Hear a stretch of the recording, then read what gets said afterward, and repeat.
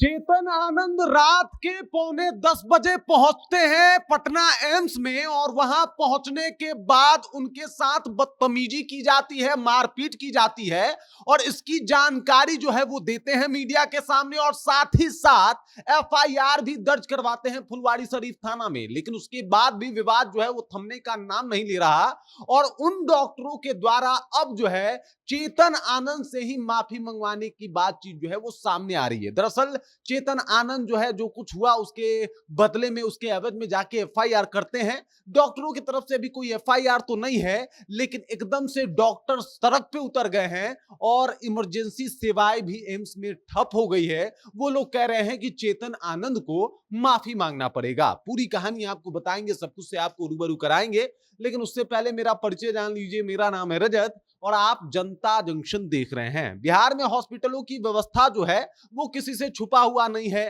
क्या कुछ हॉस्पिटल में होता है ये सब लोगों ने देखा है। आप अगर सबूत के तौर पे देखना चाहें तो पीएमसीएच में आए दिन कितने पत्रकारों के साथ क्या कुछ हुआ ये भी किसी से छुपा हुआ नहीं है। हालांकि पीएमसीएच इसके ऊपर कहता है कि बदमाशी या गलती इन लोगों की है, जबकि ऐसा कोई साक्ष्य आज तक पीएमसीएच भी प्रस्तुत नहीं कर पाया है। अब इधर डॉक्टरों के द्वारा जो है एकदम से सड़क पे आके इसके खिलाफ लगातार मोर्चा खोला जा रहा है और कहा जा रहा है कि चेतन आनंद को माफी मांग लेनी चाहिए। हालांकि डॉक्टरों के द्वारा यह भी कहा गया कि अभी तक कोई एफआईआर क्यों नहीं हुआ। अरे भाई साहब, आप लोगों के साथ हुआ है तो एफआईआर कौन करेगा? एम्स का जो जो लोग हैं, एम्स के डॉक्टर हैं जिनके साथ ये सब कुछ हुआ है, वही लोग एफआईआर करेंगे। तो आप लोग एफआईआर करिएगा नहीं तो एफआईआर कैसे हो जाएगा?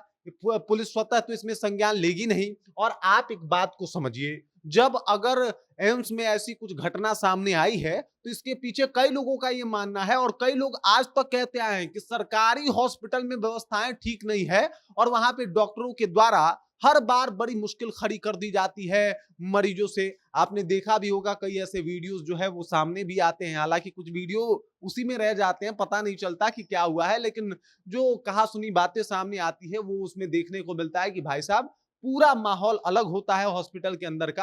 वहां पे आप वीडियो नहीं बना सकते, तमाम बातें जो है वो वहां पे नहीं लागू हो सकती। पीएमसीएच में तो है कि भाई कैमरा लेके अंदर नहीं जा सकते। पता नहीं कैमरा लेके जाने से कौन सा नया ट्यूमर विकसित हो जाता है पीएमसीएच में, आज तक समझ में नहीं आया। यहाँ पे आप देख सकते हैं आगजनी भी शुरू हो गई है और तमाम डॉक्टरों का कहना है कि भाई चेतन आनंद को माफी मांगना पड़ेगा। दरअसल बात आपको बता दें कि जो कुछ भी हुआ, चेतन आनंद गए थे अपने एक रोगी से मिलने के लिए, उनके साथ उनकी पत्नी भी थी और इन दोनों के साथ जो है वो बदसलूकी बदतमीजी की गई, इनको बंधक बना के रखा गया, इनके साथ मारपीट तक किया गया और इसकी जानकारी चेतन आनंद ने फुलवारी शरीफ थाना को दी। आपको बता दूं कि इनकी धर्मपत्नी के कहने के ऊपर ये सब कुछ एफआईआर जो है वो किया गया है और इसको लेके अब डॉक्टर जो है वो खुद ही सड़क पे उतर गए हैं। कह रहे हैं कि भाई साहब अन्याय तो हमारे साथ हुआ है। कुछ डॉक्टरों का कहना है कि भाई साहब वो लोग साथ में बहुत सारे लोग आए थे, डॉक्टर भाग गए थे, तमाम तरीके की खबरें अब आनी शुरू हुई है। तो भाई सीसीटीवी फुटेज होगा,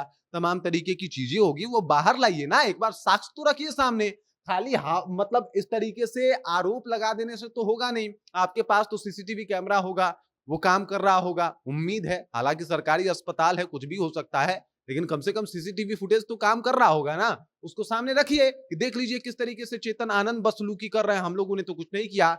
जब तक वो सब कुछ सामने नहीं आएगा तब तक कैसे तय होगा कि आखिरकार बुरा किसके साथ हुआ है और कौन किसके साथ बुरा किया है। हालांकि ये जांच का विषय है, एफआईआर भी हो चुका है, लेकिन एफआईआर भी चेतन आनंद की तरफ से किया गया है कि भाई मुझे बंधक बनाया गया, मेरे साथ जो है वो बदसलूकी की गई और ये सब कुछ जो है उनकी पत्नी के सामने किया गया। उनकी पत्नी भी वहां पे थी, उनके साथ भी जो है वो बुरा ही गुजरा है और ये सब जानकारी जो है वो फुलवारी शरीफ थाना को दिया गया है। तो जब ये लोग जाके एफआईआर कर सकते हैं तो आप लोग तो तादाद में बहुत ज्यादा निकले ही हैं, एक एफआईआर आप भी जाके कर दीजिए, बहुत ज्यादा जरूरी है। बाकी सरकारी अस्पतालों की स्थिति क्या है वो किसी से छुपा हुआ नहीं है और सबको पता है कि भाई साहब कौन कौन से फेज से लोग गुजरते हैं जब सरकारी अस्पताल में जाते हैं और कौन कौन सी समस्याएं उनको जो है वो देखने को मिलती है। बाकी इस खबर, इस जानकारी को लेकर आप क्या सोचते हैं, आपके जहन में क्या कुछ चल रहा है, कृपया कमेंट कीजिए, अपना विचार हम तक पहुंचा दीजिए। बाकी डॉक्टरों का ये प्रोटेस्ट, इसको लेके आप क्या कहेंगे,